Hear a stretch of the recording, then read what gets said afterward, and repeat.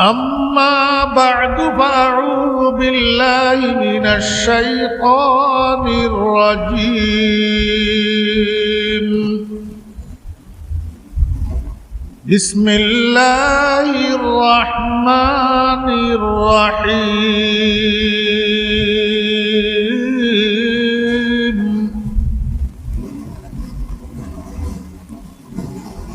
اهدنا الصراط المستقيم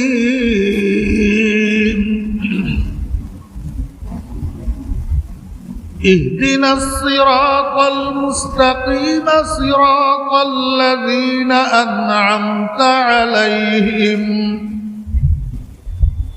غير المغضوب عليهم ولا الضالين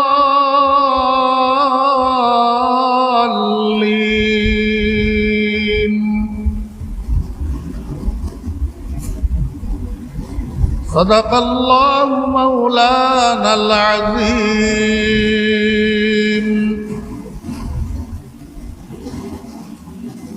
قال رسول الله صلى الله عليه وسلم إذا قال الإمام غير المغضوب عليهم ولا الضالين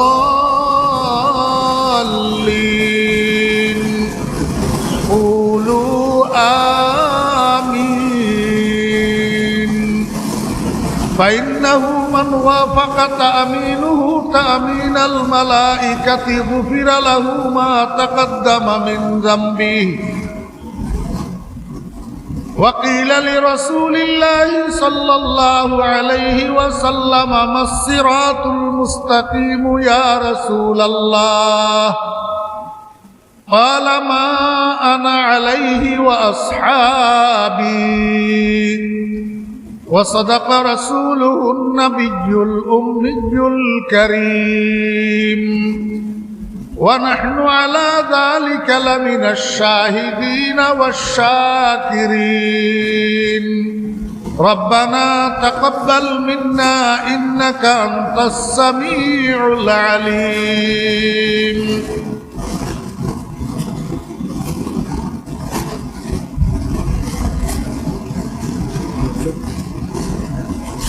মুআজ্জাজ হাজরিন, সম্মানিত সভাপতি, গ্রামী কদর হযরতে উলামায়ে কেরাম,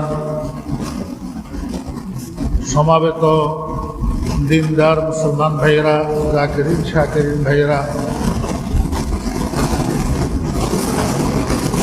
আমি মহান রব্বুল আলামিনের লাখো কোটি শুকর আদায় করছি, যিনি আমাদেরকে আজ 29 সেপ্টেম্বর 2024 ইংরেজি তারিখে ঢাকা শাহজাহানপুর থানা মুজাহিদ কমিটির উদ্যোগে আয়োজিত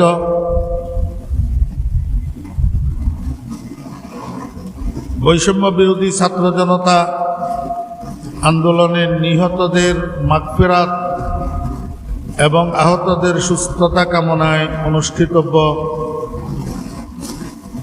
আজকের এই মহতি ওয়াজ মাহফিল ও হালকায়ে জিকিরে আমাদেরকে উপস্থিত হওয়ার জন্য তৌফিক দিয়েছেন। এজন্য আমরা সবাই অন্তরের অন্তঃস্থল থেকে মহান রব্বুল আলামিনের শুকর আদায় করে কালিমাতুশ শুকর পাঠ করি, আলহামদুলিল্লাহ।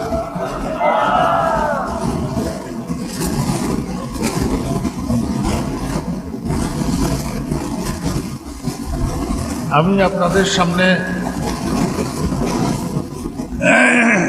কোরআনে কারীমের সর্ববহুল পরিচিত সূরা, যেটাকে উম্মুল কোরআন বলা হয়, সূরাতুল ফাতিহা, যেই সূরাটা আমরা নামাজের প্রত্যেক রাকাতে পড়ে থাকি, আমাদের অত্যন্ত সুপরিচিত সূরা, যেটাকে আমরা আলহামদু শরীফ নামেও জানি। এই সূরায়ে ফাতিহার মধ্যে মোট 60টা আয়াত আছে।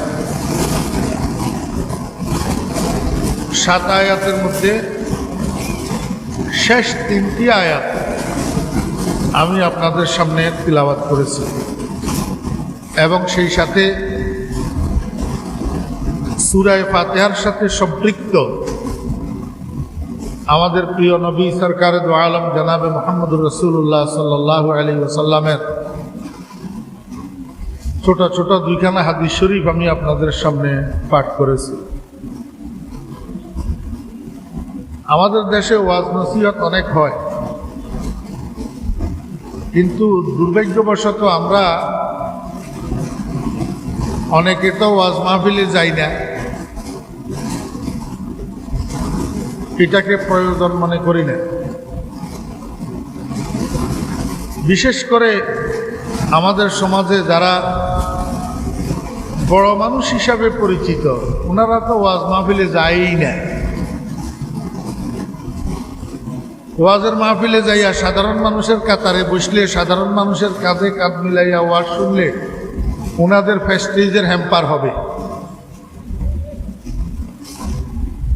আমরা যারা ওয়াজ মাহফিলে আসি, আমরাও অনেকে আসি গতানুগতিকভাবে আসা যাওয়া করি, কিন্তু মনোযোগ সহকারে আমরা ওয়াজ মাহফিলের কথাবার্তাগুলা শ্রবণ করি না, যার কারণে এই কথাগুলা গ্রহণ করা আমাদের পক্ষে সম্ভব হয় না। সারাটা জীবন এই আলহামদু সূরাটা আমরা নামাজের মধ্যে পড়লাম। আপনাদের কি মনে হয় আমি তো জানি না, আমার মনে হয় আলহামদু সূরা এটা জানে না এমন কোন মুসলমান থাকতে পারে না। জি, আলহামদু সূরা জানে না এমন মুসলমান হইতে পারে না। কারণ মুসলমান হওয়ার জন্য নামাজ লাগে তো, নাকি লাগে না? মুসলমান হওয়ার জন্য নামাজ, তো নামাজের জন্য সূরা ফাতিহা লাগে তো। জি, তো সূরা ফাতিহাটা মুখস্থ না জানলে মুসলমান কেমনে হয়?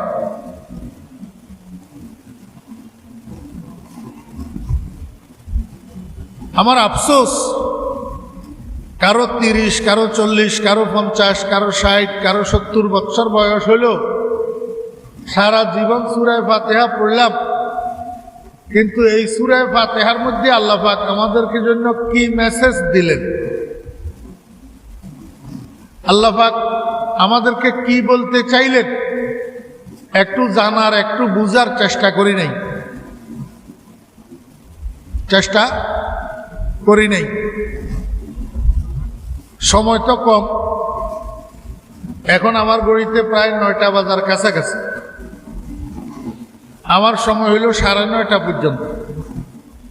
এখন এই আধা ঘন্টা সময়ের মধ্যে গুছাইয়া আমি আপনাদেরকে বিষয়টা একটু বোধগম্য করে তোলার চেষ্টা করতে হবে ইনশাআল্লাহ।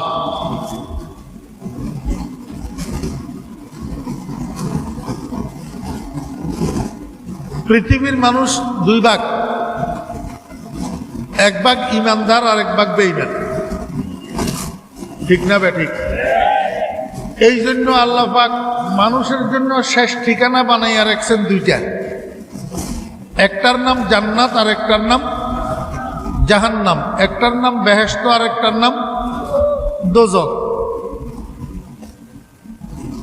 যদি কেউ মনে করেন যে হুজুর এই সমস্ত কথাগুলো আমি আগের থেকে জানি, আল্লাহর ওয়াস্তে আপনি মেহরবানি করে উঠি যান, আপনারা এখানে বসে থাকি, এদিক সেদিক তাকানোর দরকার নাই। যে জানে না, নিজেকে মহতাজ মনে করবে, সে বসবে, যে মনোযোগ সহকারে শুনবে সে বসবে।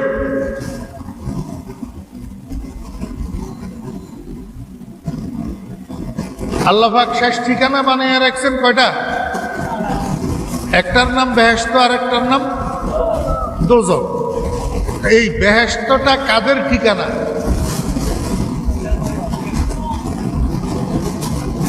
ওই ভাই মুখের মধ্যে হাত দিয়া বসে রয়েছে, অ্যাক্সিডেন্টওয়ালা হাত, কথা কয়, আমার মনে হয় বুঝতেছে, কথার প্রতি খেয়াল নেই।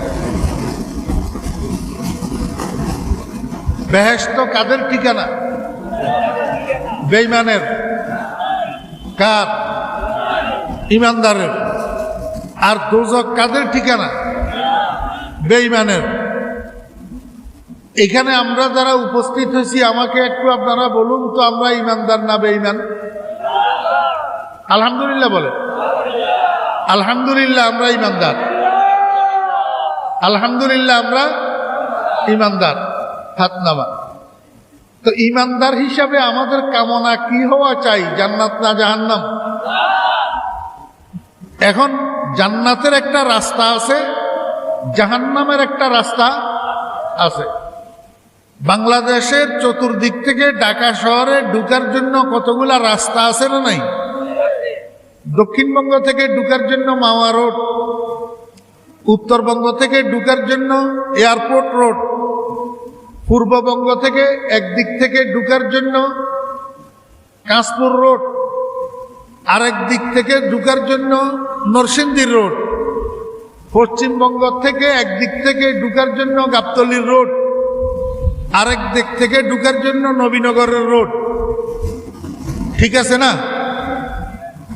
বড় বড় মোটা মোটা রোড, এর বাইরে তো আর নাই। জি, আপনি গাবতলী থেকে অথবা সাভারের থেকে যদি পূর্ব দিকের গাড়িতে না বসি পশ্চিম দিকের গাড়িতে বসেন, আপনি কি গাবতলী যাইবেন না টাঙ্গাইল যাবেন? যেই জায়গায় যাইবেন সেই জায়গার পথ অবলম্বন করতে হবে না? ঠিক এরকম জান্নাতে যাওয়ার একটা পথ আছে, জাহান্নামে যাওয়ার একটা পথ আছে। জান্নাতে যাওয়ার যেই পথটা, এই পথটার নাম সিরাতে মুস্তাকিম। এই পথটার নাম কি? সবাই বলেন, সবাই।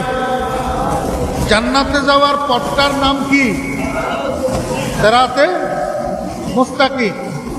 আল্লাহ পাক মানুষকে কয়, ও দুনিয়ার মানুষ, তুই যখন নামাজে দাঁড়াইবি তখন আমার কাছে দরখাস্ত কর।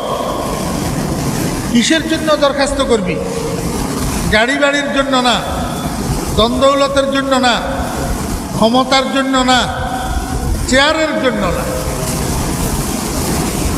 এখন তো আমরা আল্লাহর কাছে দোয়া করি এগুলার জন্য, ক্ষমতার জন্য, চেয়ারের জন্য, সম্মানের জন্য, টাকা পয়সার জন্য, গাড়ি বাড়ির জন্য, এগুলার জন্য দোয়া করি।